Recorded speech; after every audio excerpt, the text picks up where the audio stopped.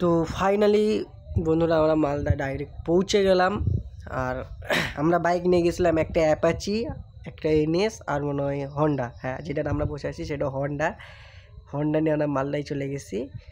আর রাস্তায় দেখো ভালোই মালদার রাস্তাটা, হাইওয়ে ভালো। আর খুবই জ্যাম গাইস, মালদার রাস্তায় খুবই জ্যাম, মারাত্মক জ্যাম, বলার মতো না।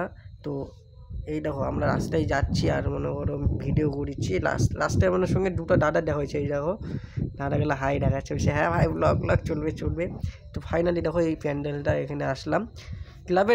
ক্লাবের নাম আমরা জানি না, অটো দেখিনি, কিন্তু প্যান্ডেলটা খুবই সুন্দর করছে।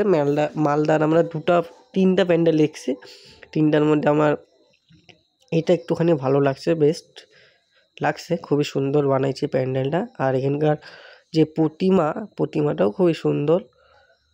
আর গাইস দেখো, দেখতেই পাচ্ছ ভালোই ভিড়। আমরা গাড়ি নিয়ে ঢুকিনি, গাড়ি আসে আমাদের পিছনে, অনেক পিছনে, 1 কিলোমিটার দূরেটাও গাড়ি আছে।